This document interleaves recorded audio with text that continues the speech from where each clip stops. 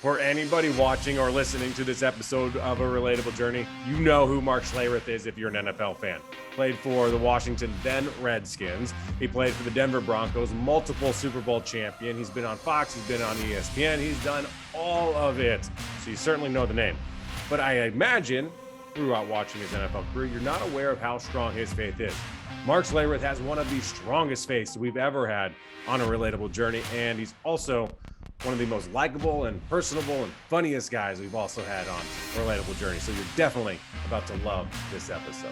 Like, I never got my identity out of playing football. I was a husband, a father, a follower of Christ. Those are the things that I threw my identity into. As a man, we have been oftentimes sold a bill of goods that's just not true. You know, you're always a shining light, even when you're not saying anything. You never know when you're going to be able to affect somebody's life.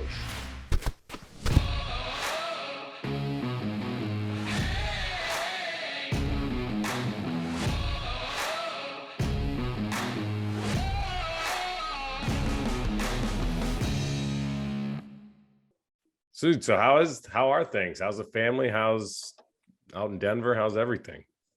Everything is good. I mean, family's good, been busy, always working on projects, always got things, that are going on that, I like that. I like to be busy. I like to have multiple things going on. So that's, that part is good. It keeps us rolling. It's good.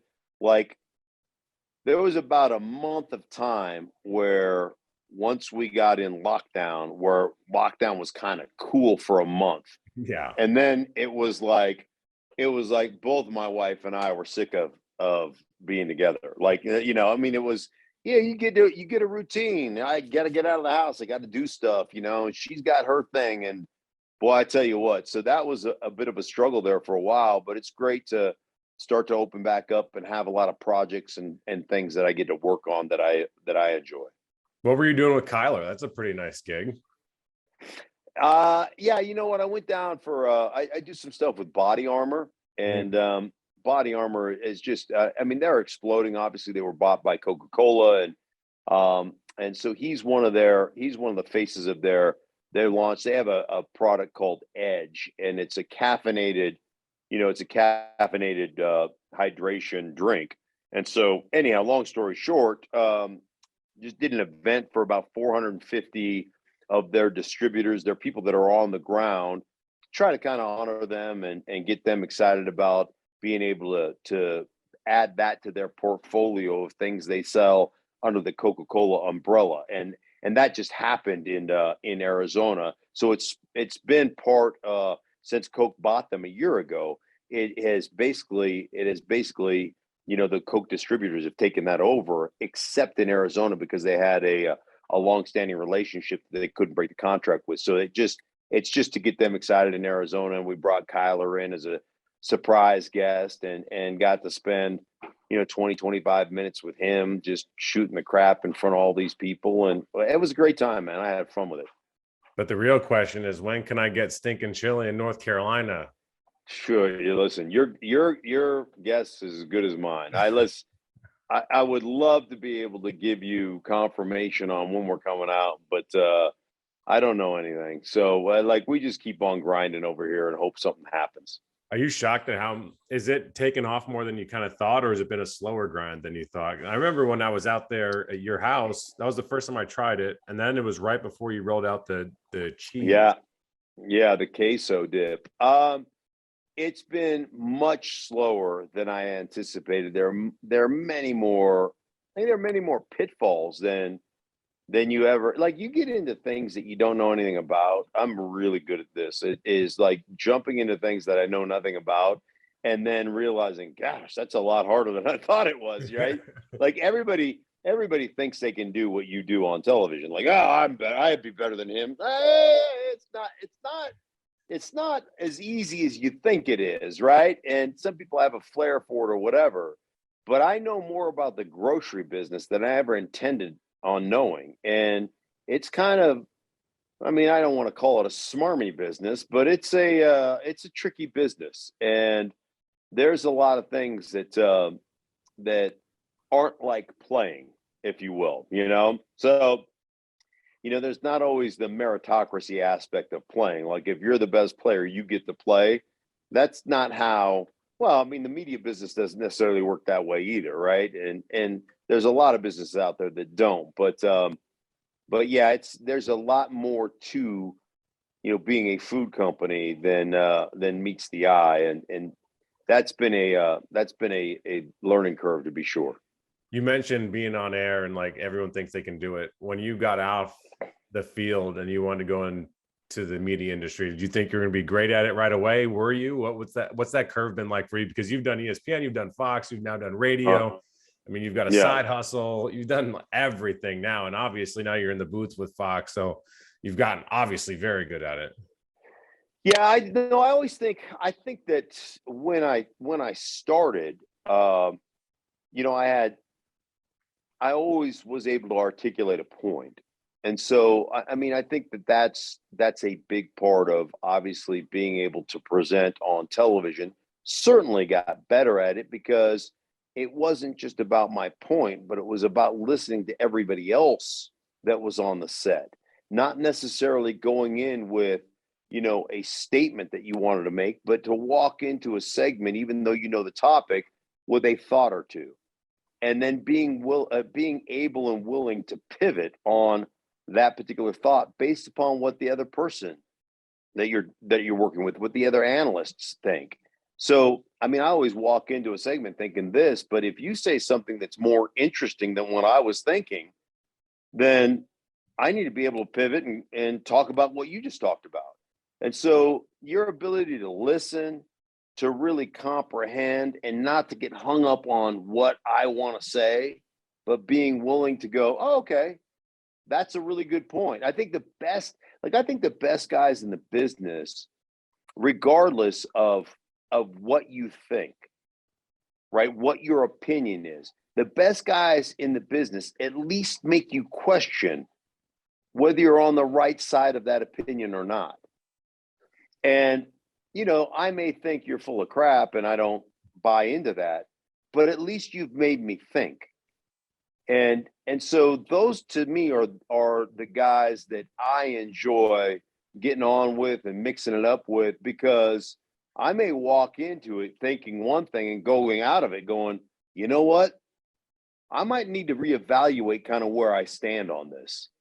And I might need to dig a little bit deeper than my initial thought. So your ability to kind of exercise that part of your brain and to expand and to do those things while you're on live television, I think that's where, I mean, obviously you would hope after 22 years of doing it, you would get better and better and better at it. But I think that's where I've expanded into my thought process. One of the reasons I love talking to athletes here on A Relatable Journey is because so many athletes define themselves as athletes, but their career lasts, I mean, as you know, in the NFL, I mean, it is the not for long league. And you played for a very long time, but you've now been a broadcaster longer than you were an NFL player. How would you describe kind of your life journey of trying to, as well as tying it to your identity? I mean, how do you kind of go about that? Do you, and how does your faith play into that as well? Yeah, I think a couple of things. One, you have to be flexible and you have to be willing to go where the journey takes you. And so, as far as being an athlete, I always joke around. I realized I wasn't an athlete on an interception return where I thought I was going to hunt down a defensive lineman in no time flat, and a little DB ran by me early in my career and basically ran backwards faster than I was running forward. And I was like, okay, note to self, you're not an athlete. All right, end of story. Okay, now yeah, it's those humbling moments, right? Like I was doing an event yesterday, and I still look in the mirror and I see 23. Like I still look at myself like I'm 23 years. When I look in the mirror, I don't see 56 and grizzled. I see the same guy that I looked in the mirror when I was in college. I don't see any different. And So I'm doing this event for Body Armor, and there's 4 principals up there speaking on the stage. All 4 of these guys, are big parts of the vice presidents and everything else. It's Steve and it's RJ and it's, whatever. And they walk off the stage and I get introduced and I walk on the stage. And like every now and again, God puts humbling moments in your life, right? And all 4 of them walked off the stage as I walked on the stage. And I was like, thank you for the humility. Because what I just realized watching you guys walk off the stage is I know what the uniform is of a middle-aged fat white guy.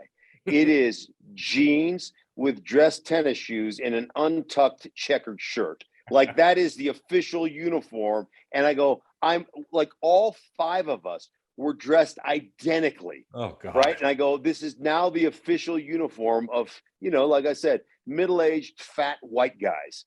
And it was just funny to me because it was just one of those things as I walked up on stage to present that it just like I was watching these guys walk off the stage and I'm walking on the stage and I'm like, well, there's a humbling moment in your life, right? You think you're walking up here looking great and you look exactly like these 4 clowns.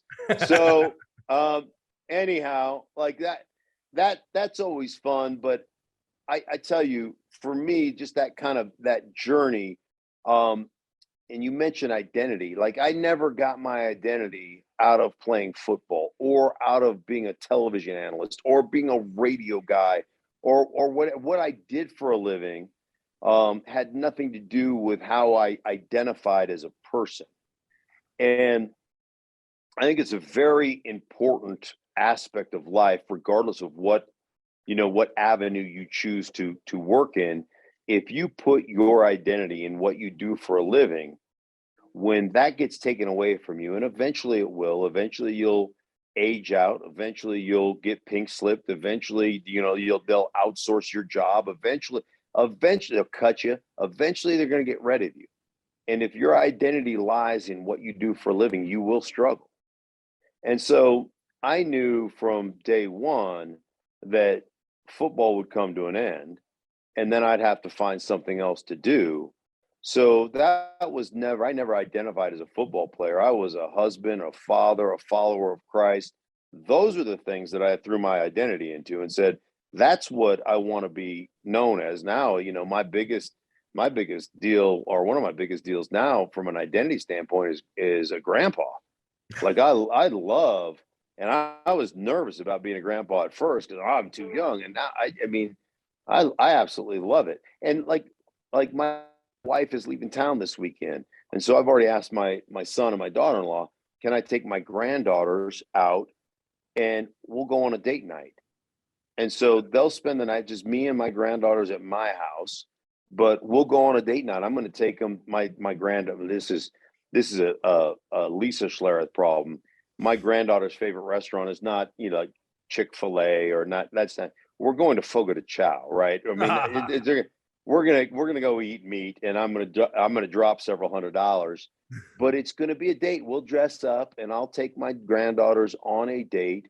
And it'll be fancy, and we'll have manners. And part of it, from my perspective, is I need you to know how you need to be treated when you get to an age where you go out on dates and where a man becomes part of your life, and you have to understand how you should expect to be treated in these situations. So those are things that I love to have the opportunity to do. And I have date afternoon with my granddaughters when they get out of school today. I take them to Taekwondo every Monday and every Wednesday. That's my thing. So we go and I watch them. I watch them do their classes. It's an adventure. I pick them up from school. We always swing into Starbucks. We get Starbucks. We head to the Taekwondo class. It's an hour and 20 minutes or whatever between the 2 of their classes because one's 9, one's 5. And it's always these decompression times. One thing that people always ask me as a father, and I think about this as a grandfather as well. They would always say, "Hey, what did you do to spend quality time with your kids?" That's like a big buzzword, right? The quality time. And my answer to that was anytime I set an hour aside to spend some quality time with my kids, they did something to piss me off. And, it's no longer quality. So the theory that my wife and I always had is quantity time, because within that quantity, you're going to have a sliver of quality. And I didn't do everything right. And there's a lot of things I'd like to redo. I'd like to have a redo. But one thing my kids could never say about me or my wife is we weren't there. We were always there. We were at everything. We didn't outsource the raising of our kids to other people. I haven't outsourced the raising of my granddaughters to anybody else but our family. So that's a really important part of what I am and the identity that we started this conversation with, what I wanted to be. And so that to me is something that's very important that that I take very seriously. It's so interesting you kind of go down that road, because for whatever reason, it was put on my heart to ask you how you changed when you became a girl dad to two girls. And I know you have a son as well, but when you became a girl dad, and what did God mean to you in regards to how you were going to raise your daughters? For some reason, it kind of felt different for you, because I know you're such a strong family man. And I really wanted to ask you how that changed your life and kind of the influence that God had on you and being a girl dad. Yeah, I think just one, just being a father in general, but being the father of girls is, I just thought it was really important to be affectionate, to be kind, to be loving, and to be there. And that's whether it was my son or my daughter. I'm first and foremost, man. Um, I am. I'm probably the most maternal one in our family. I am Mr.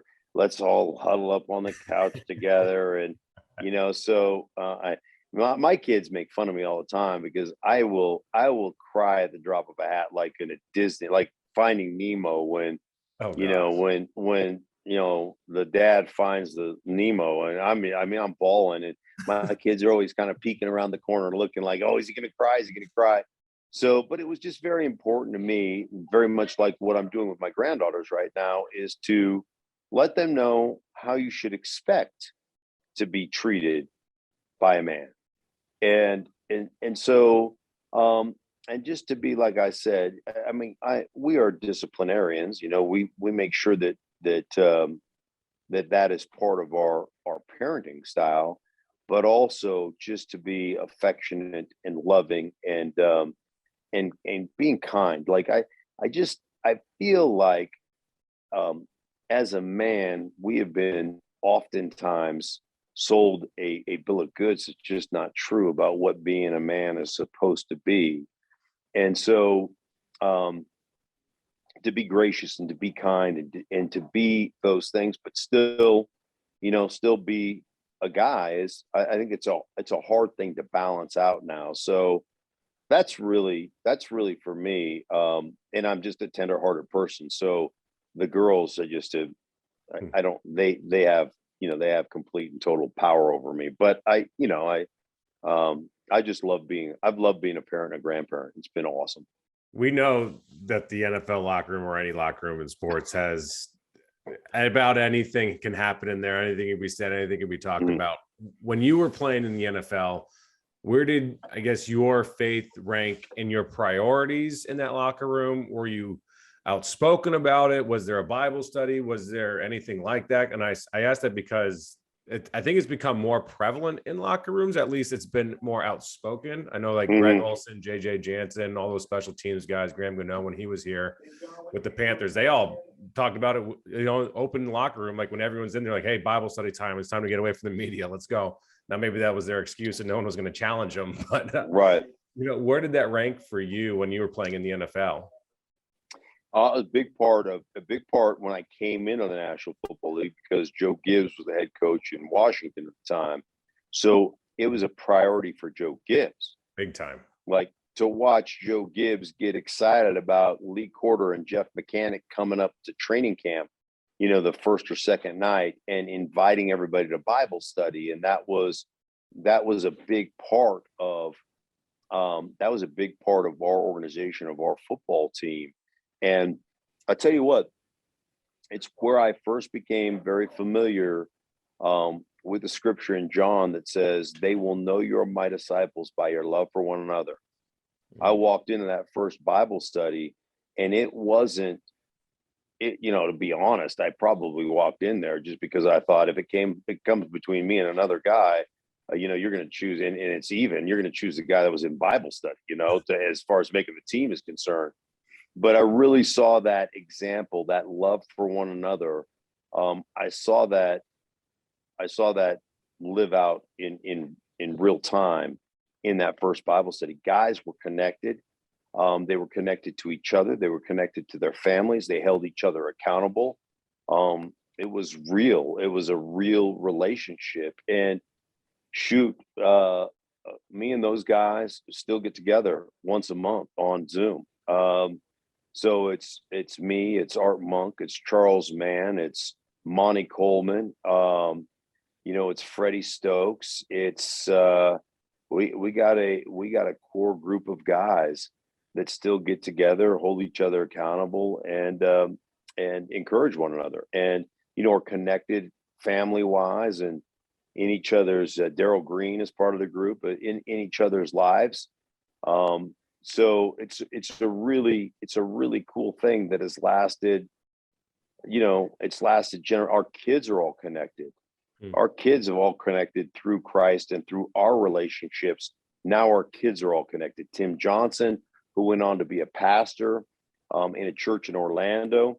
Tim is one of the guys that leads the group. So it's just an amazing. It's been this kind of amazing journey. And we've always been connected.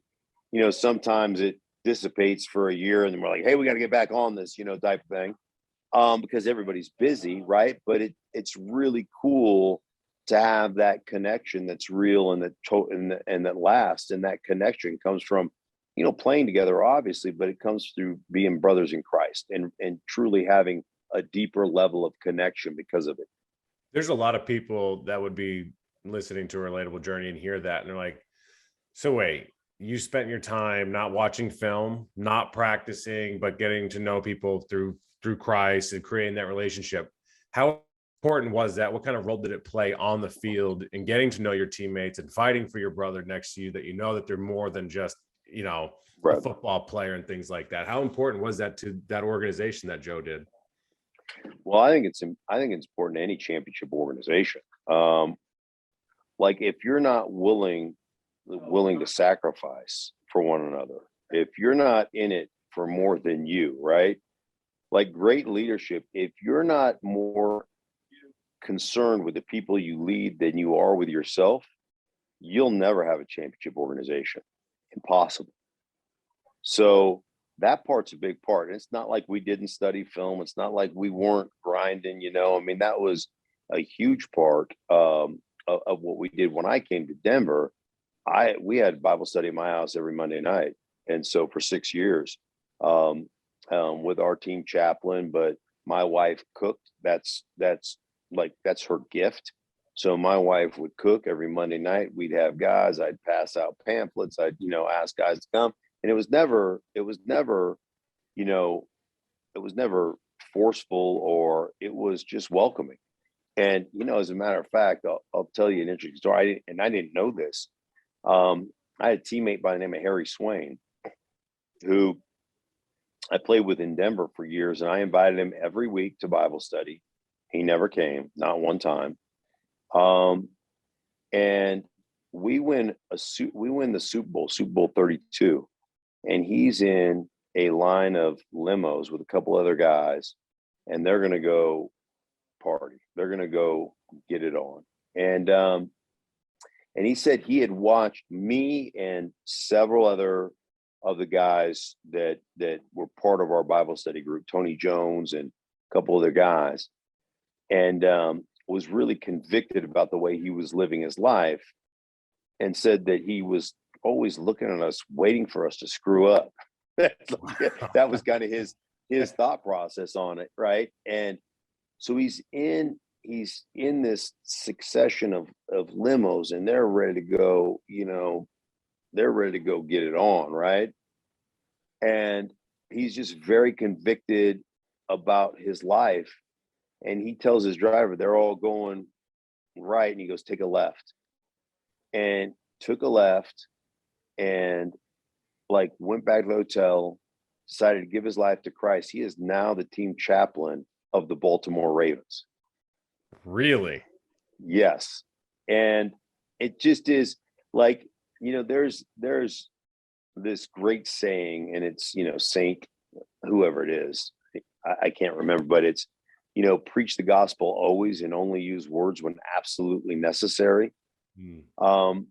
You're always a shining light, even when you're not saying anything.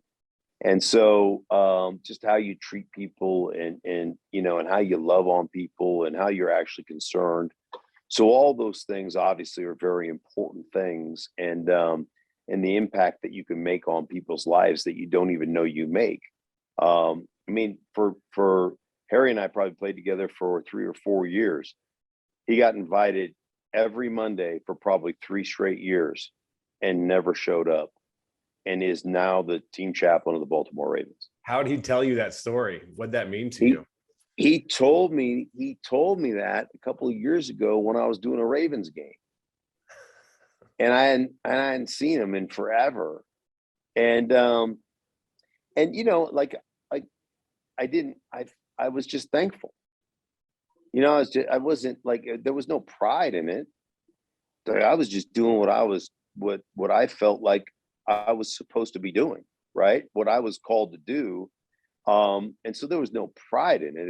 It's God, but it's just cool to see, a guy and to understand that person's journey, and to be a part of that journey. And you don't know, you never know when you're going to be able to affect somebody's life just by caring, just by being part, just by, God intervening and lining your paths together, even if it's only for a moment, and how that moment can change the trajectory of your life or somebody's life. So you just never know.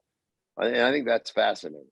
I always love humbling stories from guys that are famous like you, that have had huge careers, that, on Instagram, if someone doesn't know the deeper side of Mark Schlereth, that who he is, and what are some humbling moments God has thrown your way that you've really battled with, but you've overcome and you've used to your advantage, I guess, in years later? Yeah, I think that we always have, all of us have issues. One of the things the Bible promises is tribulation, right? You are gonna, in this world, there are gonna be problems. It's just a fact.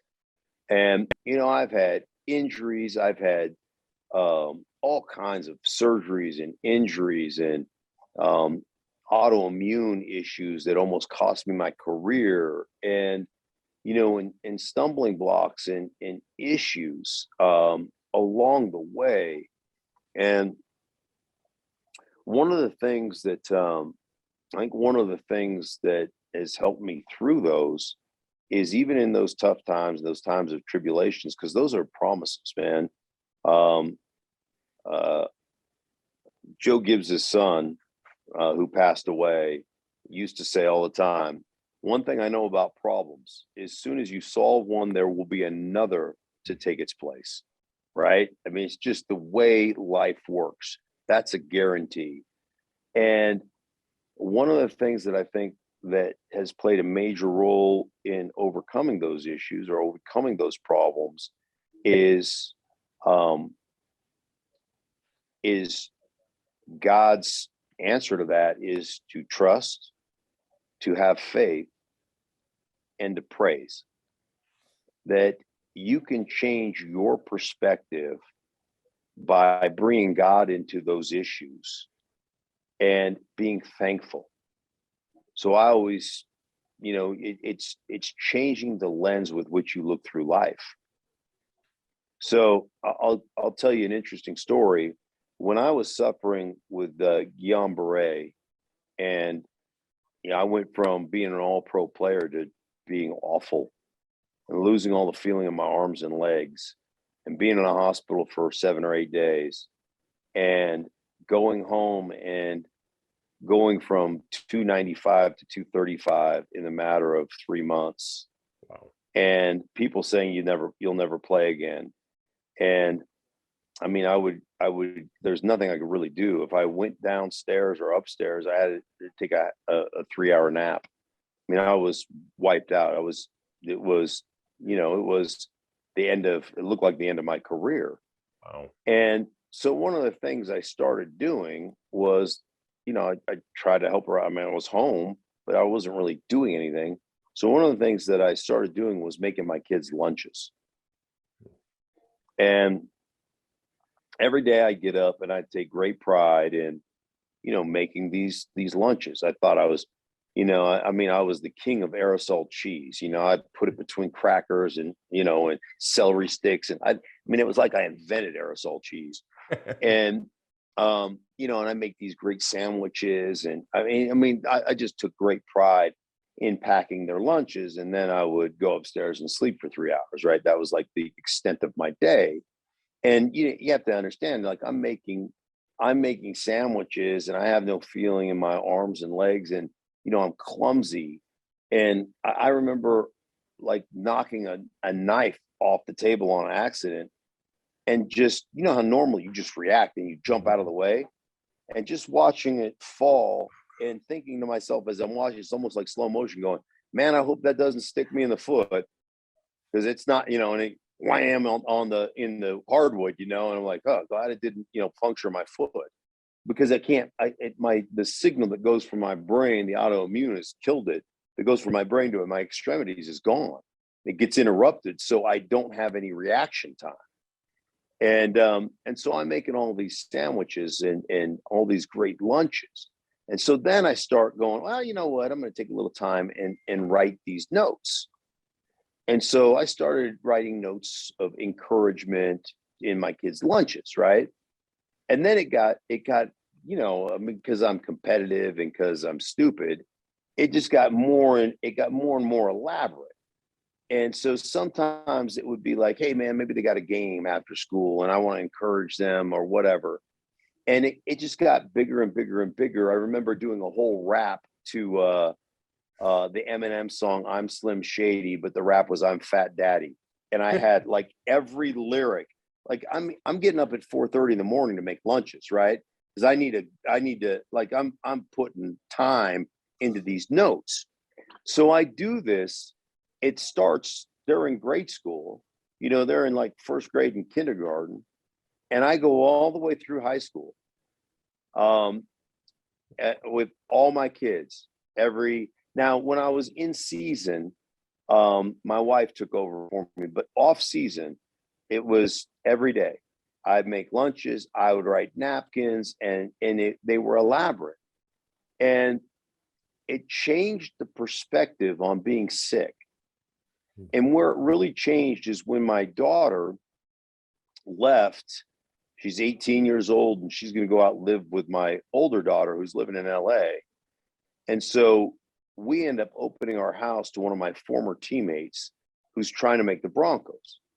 So my wife is like, he can't stay in our daughter's room the way it's currently painted pink. So we're going to repaint it.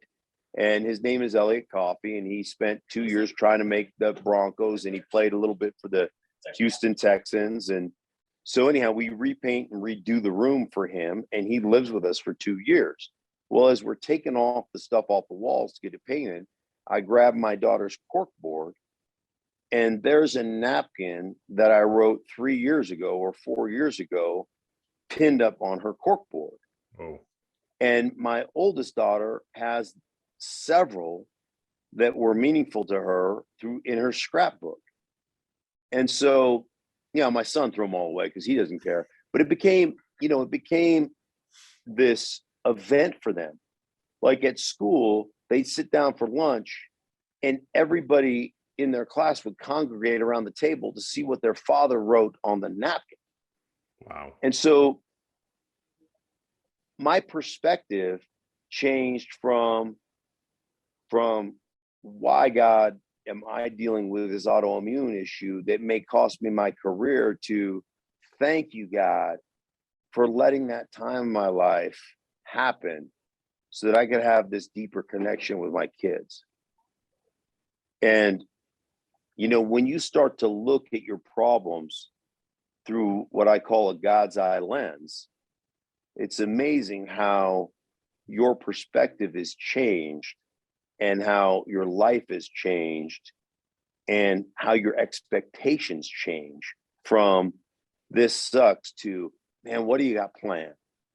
And I'm not saying I do it well all the time, because sometimes it does suck most of the time, but I've at least, I at least open up to the realization that, man, I am not in control.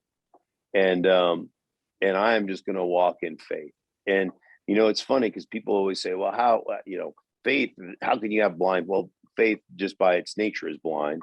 And I go, I mean, how many things do you put faith in that on a day-to-day basis? Like I flick on a light switch. I don't know exactly how it works, but I just trust the lights are going to come on. I sit down in a chair in the studio. I just trust the chair is going to hold my weight. Like there are so many things. I drive every day and drive through streetlight. I trust the streetlights are in sync. Like I put faith in a lot of things that I probably shouldn't put faith in. Like it's not hard for me to put faith in things that I don't see, because I know how faith works. There's a lot more in this world that if you took God out of it, it takes a lot more faith to believe that everything happens without God or a creator than it does to believe that, to have the amount of faith that it takes to be like, yeah, there's a creator, because everything on earth has a creator. I mean, this phone, maybe not anymore. That broken phone. Well, gonna get a new one of those. Phone, whatever it might be, this computer, this microphone, all has a creator. But not the human being? Like that takes way more faith for me to think that way than just be like, yeah, there's a creator behind this. I don't know who created half the things that are in my office right now, but I know that there's some creative mind behind it, as there is with the human being. I mean, you talk about your body, like our body is as fragile and as intricate as, and we can't even wrap our heads around it. You and I, we're not smart enough to do it. But I mean, it's crazy. Yeah, there is no question. And the fact that you have an office, I mean, you did that. There is a God. You have an office. Like I've never had an office. I love it. Yeah. You know how long I have this office for? I have this office until my new wife gets pregnant. And she has said that office is not yours once we have a child, just so we're very clear about that. Okay, good. So it's for rent, but it is. Mm-hmm. You mentioned JD. I don't know if you remember this name or know this name, Dave Alpern. We had him on a Relatable. Okay. He's the president for Joe Gibbs Racing. He was JD's best friend.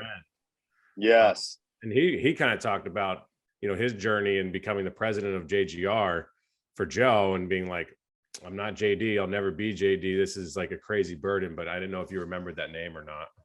Yeah, I don't know him, obviously. And I know Coy, because Coy was around. I know JD from when he was a kid and being around.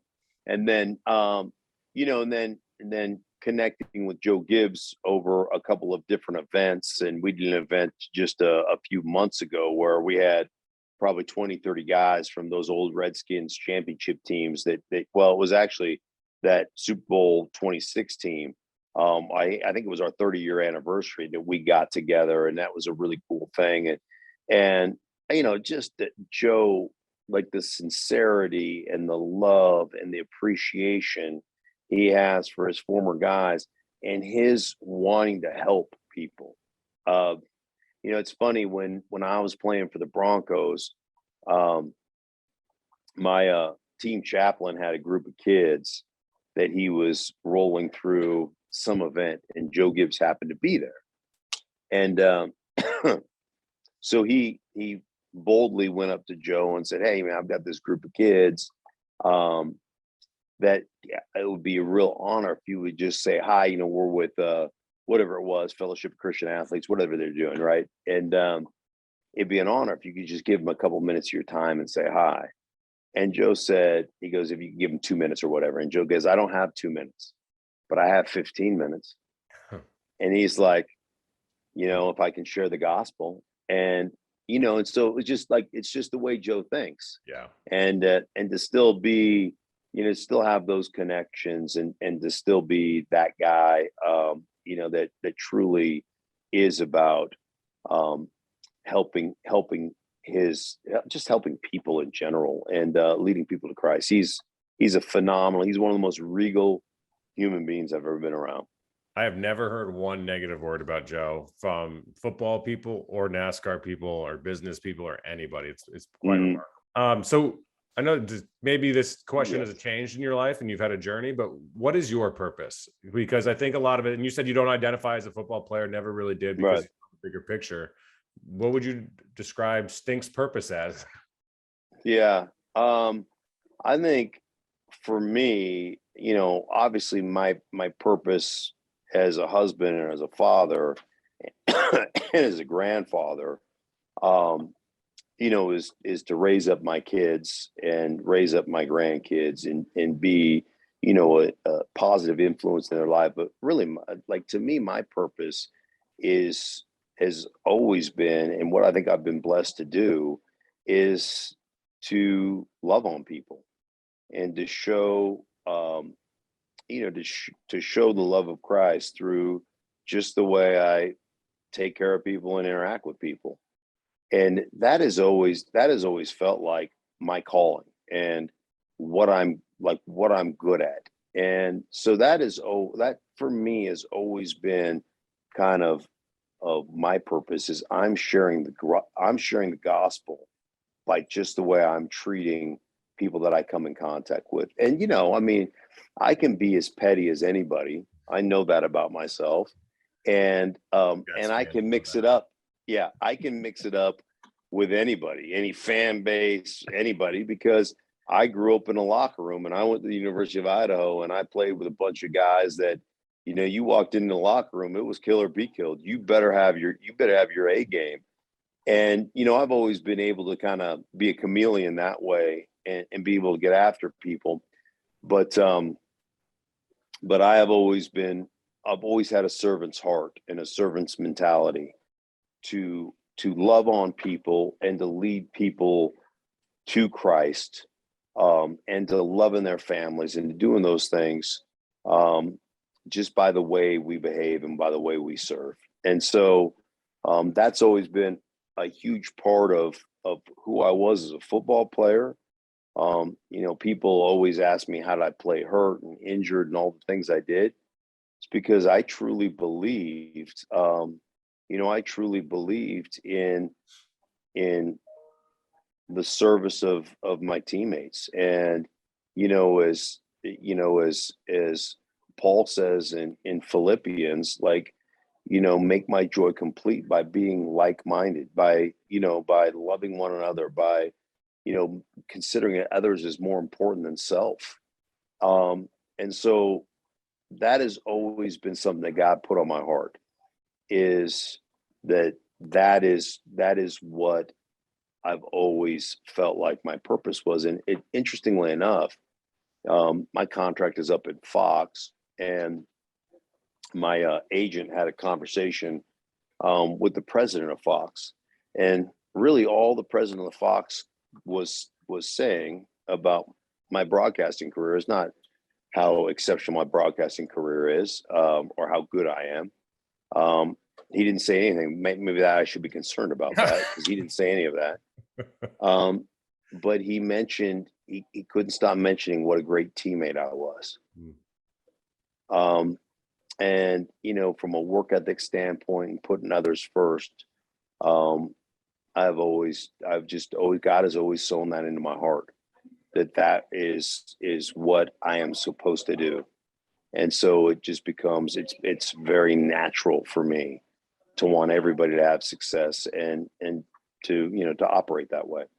When did it become easy for you to talk about God? Because when I was young and as a kid, I was raised in the church. I always had a relationship with Christ, generally speaking, but I was pretty timid about it because I wasn't confident in either what I was saying. I felt like a loser or a geek, a nerd, whatever it might be. And then eventually, I don't necessarily know the exact point, but I got really comfortable and I promised myself I would never back down from talking about God or sharing the gospel or anything like that.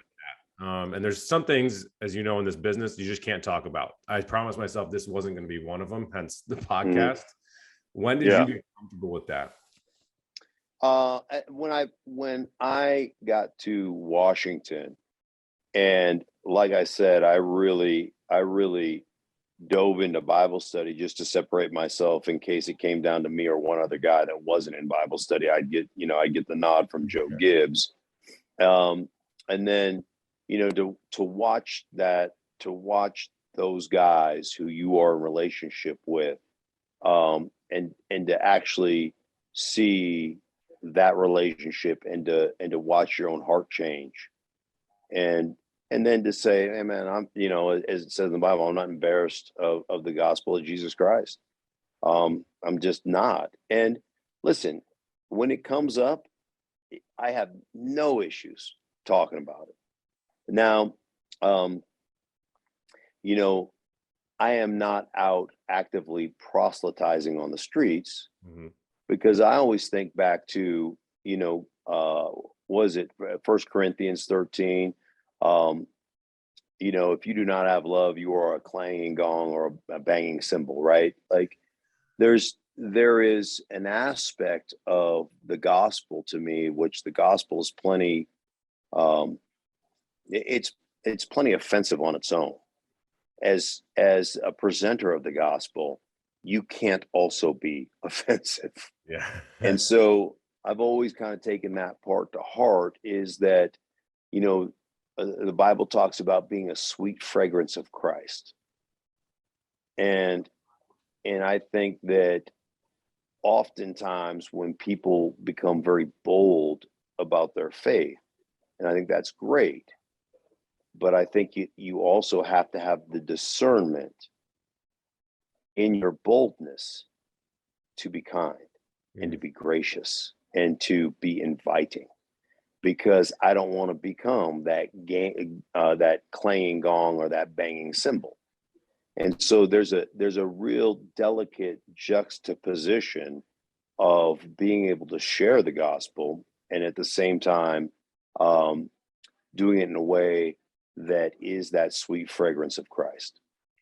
And so that's kind of always been a little bit of a balancing act, and one that probably sometimes I'm like, I should have said more, or I should have said less. There's sometimes that you just need to say less and you just need to be there, right? Mm. And weep with those who are weeping and celebrate with those who are celebrating, type of thing. So I just think that our human nature sometimes, we start to rely on us. And I know one thing: anytime I rely on me, it's usually going to become about me, and then I'm not going to be very effective. Here's one for you, because you say all that, and like the truth is not supposed to be used as a hammer. Like, it's not. Mm, People are like, I just tell the truth. I tell it how it is. Well, you're a jerk, and I promise you that your message isn't getting across. It might be the truth, but if someone asks you if they look fat, you don't just say yes. Like, yeah. there's ways and tactful ways to go about it, and discernment. So when you're talking on TV about somebody, the tape says something, they clearly aren't good at what they're doing or whatever it might be. Mm, I struggle with this at times, because there's certain players that just aren't good at what they do. But I also don't go on TV and just say, this guy sucks, get him out of town, because that's a human being. There's a family involved there. There's more right. to it than that. I struggle with not doing that, because I never do that. But what I kind of do is allow the film to speak for me or whatever, and kind of try to do it in a respectful manner. How do you kind of go about that? Because as well as anybody if somebody's good or bad. And at the same time, you're on TV and you want ratings, or you want the clicks, or whatever it Right. might be for your show. Yeah, I think there's a couple of things, moving to Fox and doing games. And this goes back to kind of almost a John Madden philosophy. Instead of harping on the negative, let's celebrate the positive. And when somebody is not good, usually the guy across from them is really good. Mm. And so let's celebrate the success as opposed to highlighting the negative, right? So that's part of what I try to be better at. I'm not saying I'm great at it. Mm-hmm. And I think the other thing that has always resonated with me is like the broadcasting is a different chapter of my life, and I earned the right to be critical and to be honest, not to be mean, not Right. to be personal, but to be critical and honest based upon 12 years of playing, 3 championships, and multiple Pro Bowls. So, I was pretty good at what I did. And there's nobody that puts more work into it now as a broadcaster than I do. And I think that, that is backed up by the number of teams that I consult for, and people who, seek my opinion. So there is some of that I try to be critical without being personal and mean. And sometimes I don't succeed. Sometimes I step over the line. And if I do, I expect to get called out on it. Mhm. And I don't have any problem going back and saying, what, that was out of line. I shouldn't have said that shouldn't have been part of it. But for the most part, there was nobody that could have been more critical of my game than me. Mm. And so I expect you as a professional athlete to have that same attitude. And if you don't, well, that's you, that's a you problem. You should be your own worst critic. And if you have rabbit ears about what I'm saying, then you're never going to reach your maximum potential as a player. And again, that part to me is on you. What's your advice to anybody using, what you've gone through in your journey? How would you make this relatable to somebody else, and just your general advice to other people in their walk in faith in their life?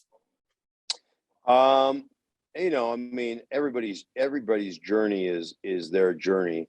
I guess the biggest thing that I would encourage you to do, and I know that, be anxious in nothing through prayer and supplication, and in Philippians 4:6 and 7, through prayer and supplication with thanksgiving, let your requests be made known to God. And the peace of God will guard your hearts and your minds in Christ Jesus. Right? Like that's something that we talk about all. To be anxious in nothing, like, and that's a really simplified statement that is virtually impossible when you're not connected, right? I mean, it's hard.